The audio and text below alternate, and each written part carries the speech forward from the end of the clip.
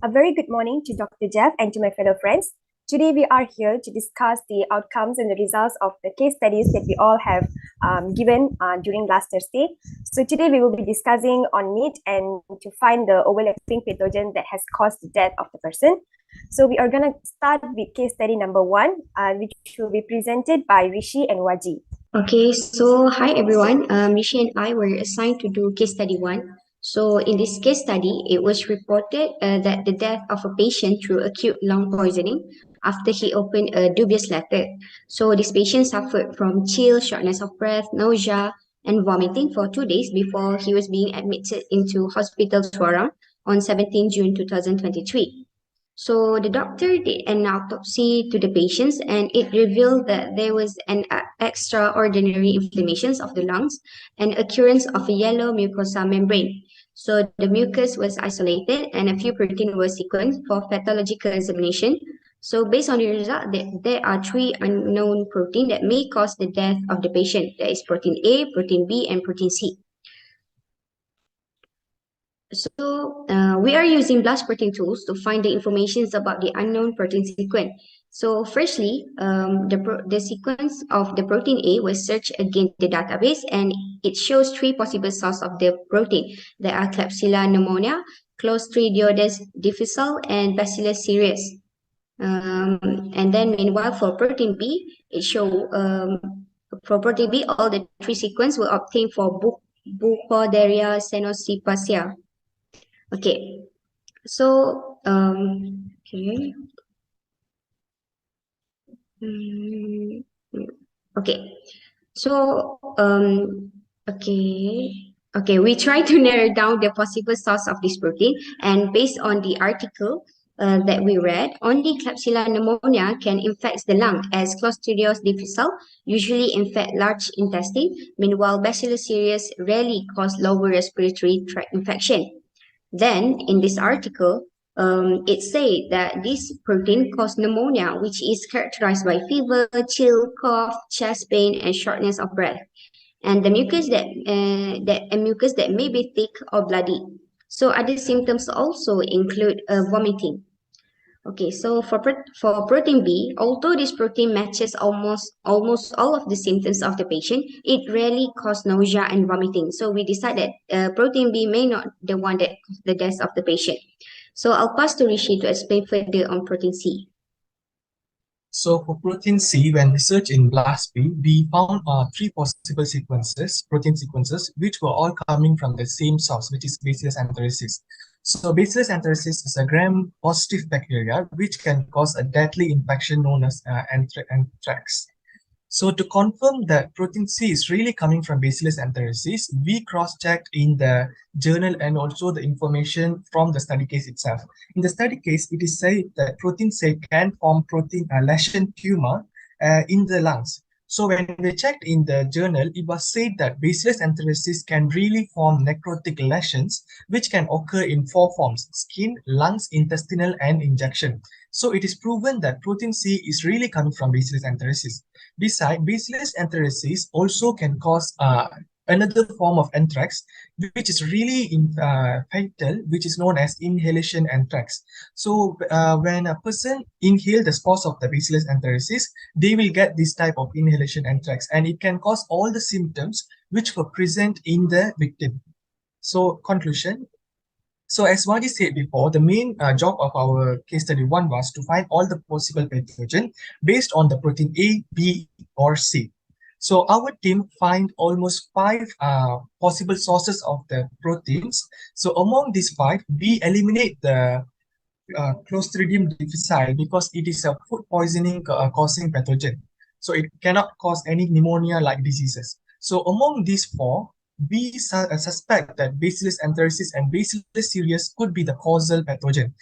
Although all these 4 possible pathogen can cause pneumonia-like diseases, but these 2 can cause inhalation anthrax. Because in the study case itself, it was mentioned that once the patient opened a dubious letter and he developed all the symptoms, right? So it is possible he could have inhaled those spores of the Bacillus anthracis or even the Bacillus cereus, which could have caused the inhalation anthrax. So if it is Bacillus anthracis, the protein would be protein C, and protein C is hemophilia ISDX1 complexed with heme, while if it is bacillus cereus, it could be protein A, which could be a set domain containing protein. So we conclude that protein B is a contaminant that is not related to the acute lung poisoning. So that's all from us. Thank you.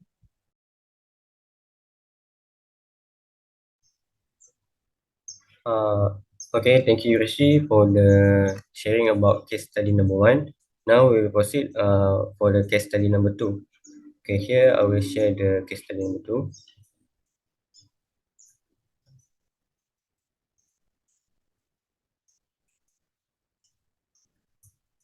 Okay, here for some background about case study number 2. Okay, our laboratory have received a distress call from our staff, which is Mr. Rodi, who have been died for 2 days ago, and he has left behind some clue on his table, and the clue was KKG at ELIHASNP, and we suspect this clue was about a pattern, and he also write on about like an ancestral number, which is OON 70417.1, and also he also include maybe, and I think this kind of clue is don't have give much information, but this two clue which is we suspect is was a pattern and also an extension number. Okay, using these two clues, we are using pattern hunter plus, which is advanced plus, to find out more about this kind of clue, and it was lead us into finding out that there are three kind of protein that have been suspected what have been left behind by Mr. Rodney. Okay, the first one is set domain containing protein from Bacillus cereus, and the second and the third was set domain containing protein lysine and methyltransferase, which come from two different species, which is Bacillus anthracis and Clostridium difficile. Okay, now I would like to invite Nancy to explain more about this kind of protein. Okay, thank you, Sham. So compared to the case studies of number 1 with the case study number 2 was, I think our case study was like a more clear explanation on what happened to the person, because we already know who is the person now, and we already know what was inside the white envelope that was said in the case study number 1. So basically the white powder was given in the envelope to the Mr. Rodney, which has caused his death. So our group's task was to find the possible proteins and also the possible pathogens that may have caused the death. Just now, Sham has mentioned pattern hunter, but it's actually fibroblast. I would like to correct that. Sham, scroll down.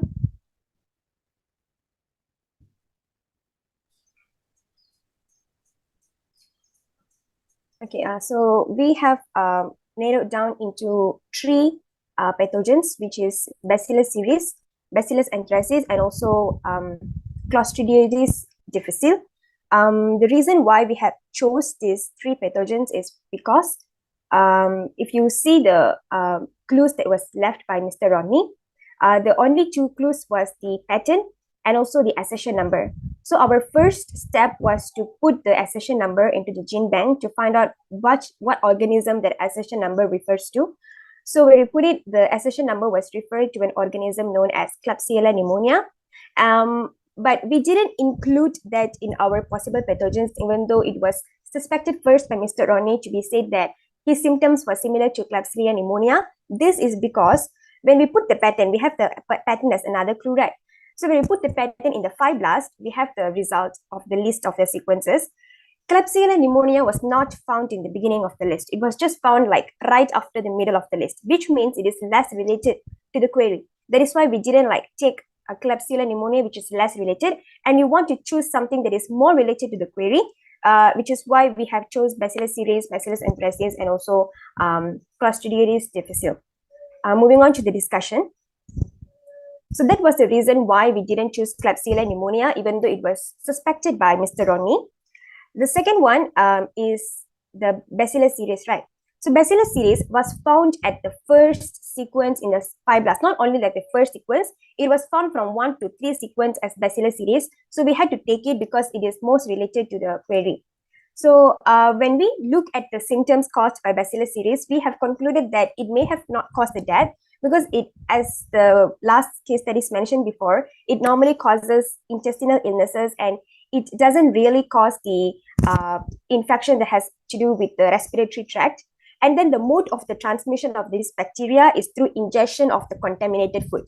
So Mr. Rodney is less likely to have eaten the white powder which was given to him. So we had to move on to the next possible pathogen, which is Clostridioides difficile. So it also follows the same pattern as the query, but then similar to Bacillus series, even though it is a pathogen that causes similar symptoms which was experienced by Mr. Rodney, but it is also mainly causes the intestinal illnesses such as the diarrhea, which is due to the contamination food lah. That therefore we have to rule out this bacteria also, as this infection does not cause shortness of breath and is not severe enough to cause death as well. Which brings us to the next possible pathogen, which is Bacillus anthracis. Bacillus anthracis, when we do research about it, we got to know that it can cause disease known as anthrax, which is a deadly disease. And just now Rishi mentioned that anthrax can be transmitted from 4 ways. This way that we are going to conclude about Mr. Rodney is he has died from inhalation, illness anthrax. So within 2 days, the person who has developed anthrax disease can develop symptoms such as shortness of breath, vomiting, and fever, which was exactly the same symptoms experienced by Mr. Rodney. Next thing is this infection has the potential to spread from respiratory tract to the GI tract to cause blood vomiting. So this explains the blood on the paper which was wrote by Mr. Rodney right before he died. Another thing is that the death from anthrax disease usually results within 72 hours, and Mr. Rodney also died after 2 days. Another interesting thing that we also came upon was the white powder, right? We had to do further research on the white powder, on what it could mean. So looking at the history of the disease, in 2001, powdered anthrax spores was deliberately put into the mail and was sent throughout the US to use as a biological agent in order to kill people. So we conclude that this may be the case that happened to Mr. Rodney as well, in which the microscopic spores of the Bacillus anthracis was then intentionally put into the white powder and was sent to Mr. Rodney.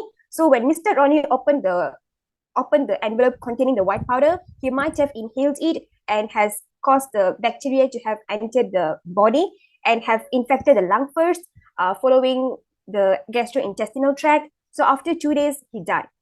So maybe in our team's analysis, that was really what happened to Mr. Rodney. As a conclusion, we conclude that Bacillus anthracis is the pathogen responsible for the death of Mr. Rodney. He most likely suffered from anthrax illnesses due to the inhalation of the white powder. Not only that, when we look at the bioinformatics thing of this sequence, Bacillus anthracis is one of the relatable sequence containing the exact pattern left by Mr. Rodney, and he also suffered from the same symptoms of the anthrax infection also. So this is our team's case report. So let's move on to case study number 3.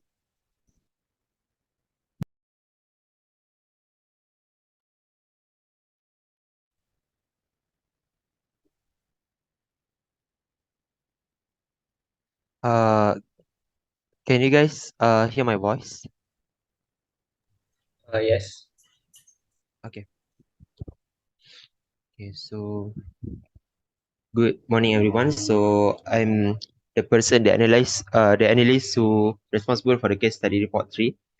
So here's the review of the case study 3. So our laboratory received a visit from an individual claiming to be the son of Mr. Rodney.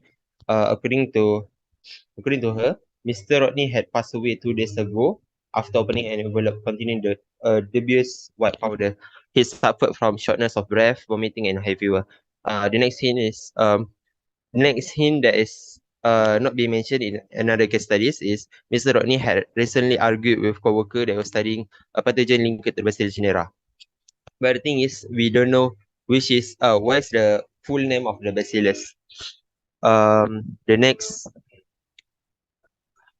hint is the sequence given by sequence will given by the sign of Mr. Rodney. So MIV something until KEENEK, and it is 131 protein sequence. You are also given a piece of paper by his daughter containing a line that lists domain or toxin. So what pathogen? So we need to assemble a PSI-BLAST technique, and we need to decide whether the protein sequence is domain or toxin. Limit your search to less than 4 iterations with only 10 sequence used per iteration. And I also need to determine the most likely proteins for the sequence and the pathogen. And also we need to include the alignments containing the information I used to obtain the results. So the results is we use PSI-BLAST technique. So PSI-BLAST technique is a specialized blast to determine the sorry. PSI-BLAST is specialized blast search that is more sensitive than regular blast search. So the search was initiated and the search result showed the first iteration. So in the first iteration, the first iteration is the product of normal blast P. So in this first iteration, 500 sequence were generated, and the threshold of the proteins is better than in value. In the top first list, in the top 10 is the set domain containing protein lysine and methyl transferase, with the pathogen is Bacillus cereus. The next iteration were computed. The score is changed due to the new scoring matrix, which is position specific scoring matrix 1. In the second iteration, we see that the first top listed is the set domain containing protein, Listener-Bacillus and Phyticus. And in the third iteration was also computed because it has been limited to only less than 4 search. So we try to do only until 3 iterations. So in the third iterations, we found that the top one listed is the domain containing protein lysine and methyltransferase. So due to the consistency of set domain containing protein lysine methyltransferase Bacillus cereus being the top listed, so I tried to find the justification of why Bacillus cereus can be the most possible pathogen. Okay. So Bacillus cereus is a toxin producing facultatively anaerobic gram-positive bacterium. It also can cause similar symptoms like Klebsiella pneumoniae. Bacillus cereus also can cause pneumonia, which the symptoms was similar as we mentioned in the case study. So the symptoms is high fever, chills, fever, coughing, yellow or bloody mucus, severe pseudomonas inflammation of trachea and bronchial, shortness of breath and rapid bleeding, diffuse alveolar damage and hemorrhage, and also nausea and vomiting as well. So as we can see in the figure below, in the figure here, it says that pneumonia has all the symptoms we mentioned in the case study. The second justification of I choosing the Bacillus cereus as the most responsible pathogen is the occurrence of the Bacillus cereus in white paper powder. So in a research article called "The Occurrence of Bacillus cereus in White Paper" from Bogor, Indonesia, the white paper powder is often contaminated by Bacillus cereus. The Bacillus Several studies by isolated Bacillus cereus from white paper at the concentrations ranging from more than 3 CFU per G to more than 104 CFU per G. So the last justification I want to put is we know that Bacillus cereus and Bacillus anthracis is closely related to each other. BA can cause inhalation anthrax, while Bacillus cereus can cause pneumonia, as we know. However, the consistency of the cell blood saturation compute that Bacillus cereus should be the most possible pathogen for infection. So I think another approach had been used to clarify this, which is FAIZ. In the FAIZ, we use FAIZ pattern from the case study 2, and we use the sequence from the case study 3. So what I can compute from this FAIZ approach is Bacillus cereus is top 1, while Bacillus anthracis is top 2. Both have the same number percentage identity and also the same e-value. However, only BC has the added information, which is the alpha fold structure. So this is the alpha fold structure of BC, and there's no added information for BA. So in conclusion, I think that Bacillus cereus is the most responsible pathogen for infection. The organism or the Bacillus cinera studied by Mr. Rodney's co-worker is actually Bacillus cereus. He had put Bacillus cereus white powder in the envelope before giving it to Mr. Rodney. So after Mr. Rodney had inhaled the BS white powder from Bacillus cereus white powder, he suffered the shortness of breath, vomiting, and high fever, and also the symptoms from the pneumonia. So I think that's all from me. So thank you.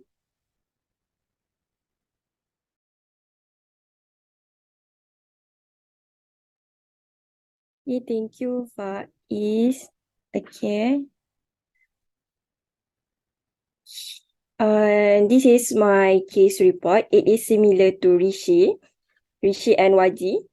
Okay, but in my case report, it is quite specific in which I given this protein as from mucus and it source of lung. And this is protein sequence. I'll move on to my... Okay, at the very first stage, I was use T+N to identify nucleotide sequence that potentially code for protein similar to the provided query sequence. However, the sequence as, which is our query protein sequence, is similar to Dichometes coalens. However, studies showed that this organism is actually a wood decaying fungus and it is impossible to infect human until cause death. So, since the result found using T+N quite unexpected, so then BLASP was used to identify similar protein sequence to the query. The awkward result from T+N may happen because of the protein and nucleotide sequences have diverged significantly, causing the algorithm not accurately detect the homologous region. So there were several attempts have been done, but in the report, 4 of them were inserted as the best findings. According to the result, Bacillus thuringiensis and Bacillus cereus and Bacillus thuringiensis and Bacillus cereus were almost identical to query sequence. However, none of them can cause lung disease as mentioned in the question. Maybe if got, but it's rare. So, by looking in another side, by looking in another side, my majority findings showed that Bacillus thuringiensis, Bacillus cereus, and Bacillus anthracis were located under the same clade as query sequence here. Same clade, right? Okay. Since B cereus and B thuringiensis were confidently out of the possibility organism that infect the patient, therefore, B anthracis may be the one that caused the infection. This is because Bacillus anthracis bacteria cause anthrax, as mentioned by Rishi just now. And the inhalation anthrax can cause symptoms that suffered by the patient. So, I really suggest that Bacillus anthracis may be an organism that killed the patient. That's all from me.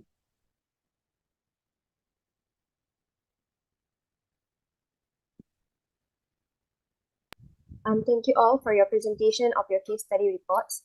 So when we look at the conclusion of each case studies, I think case study number 1, 2, and 4 has concluded Bacillus anthracis to be the pathogen that caused the death. But then case study number 3 would like to convince us to say that Bacillus cereus would be the one that could be responsible for the death, I guess. So FAIZ, Yes. majority have chosen Bacillus anthracis. So would you like to convince us again on why you think Bacillus, like just talk about the comparison between Bacillus cereus and Bacillus anthracis? Just try to convince us. Yeah, sure. So when I do the cybersonic, right, I only can see Bacillus anthracis appear in top list in the first iteration, while in the second iteration and third iteration, it didn't become the top list for Bacillus anthracis. While for Bacillus cereus, it become top listed in every iterations.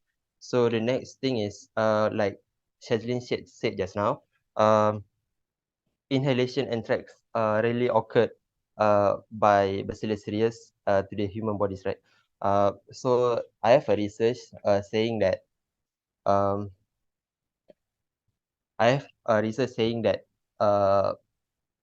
anthrax-like symptoms also can occur by Bacillus cereus, which is in an article called Bacillus cereus pneumonia in an immunocompetent patient, a case report, which is a case report also. So in the case study, it says that 81-year-old's grandmother, I think, she had been transferred to ward because of the anthrax-like symptoms. So she has been treated and she has survived because it's not my severe pneumonia. However, if in our logics, right, BC cases rarely occur in adults. However, because of the level of immunity, BC cases also can occur in all persons. Since Mr. Ronnie has a daughter and a son, so I can suggest that Mr. Ronnie is actually an all person. So the disease can be suffered to Mr. Ronnie. That's for rarely case. And the next thing is the onset of the disease. So if you see that BC cases usually last for 12 to 14 hours, but depends on the level of disease. Since Mr. Ronnie suffered the lung inflammation and severe pneumonia, so this infection can be very serious and taking time. If I searching for BA also, BA symptoms can appear to a person from first day until 20 days. It only will appear from 1 day to 20 days. So I didn't suspect that BA is the most possible pathogen. So I think that's two things that I can convince. And one more thing I want to add. If you cross-check all the sequences from all 4 study cases, right? Like, if you compare it to the study case 1, these sequences are really similar to protein A. When you compare the sequence from SHAZLIN 1, the study case 4, it's exactly similar to the protein A. And protein A is not actually coming from Bacillus anthracis. It's actually coming from Bacillus cereus. So that's why we suggested that it could be Bacillus anthracis or Bacillus cereus.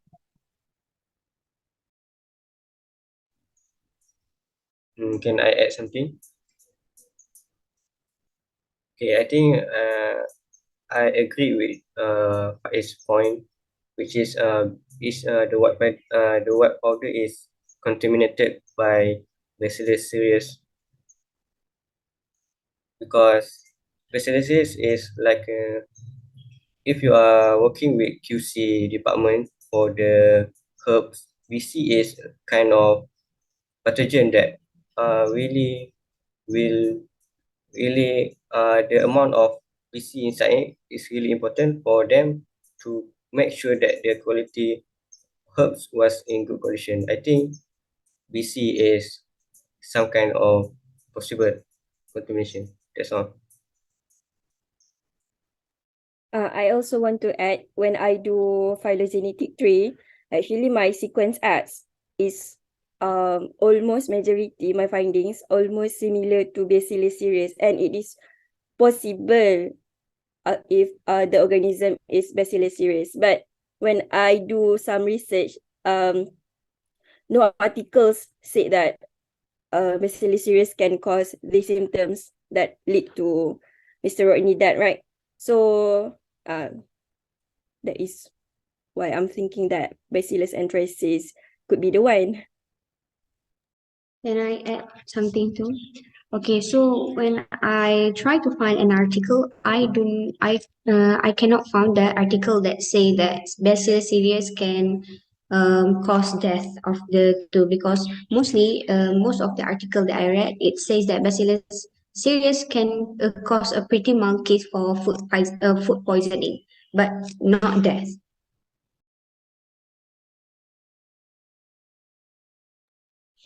Yeah, I can.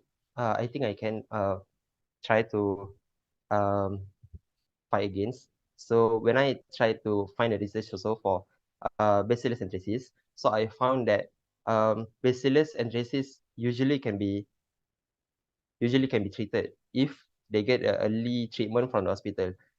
Since we get the distress call from the hospital in Tuan Sabah, right? So I can think that Mr. Rodney had been treated first because before he died.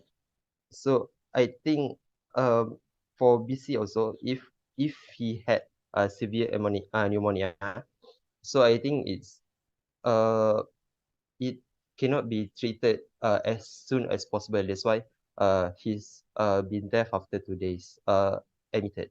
Sorry, Faiz, So for interrupt. I think we are yes, sure. exiting time.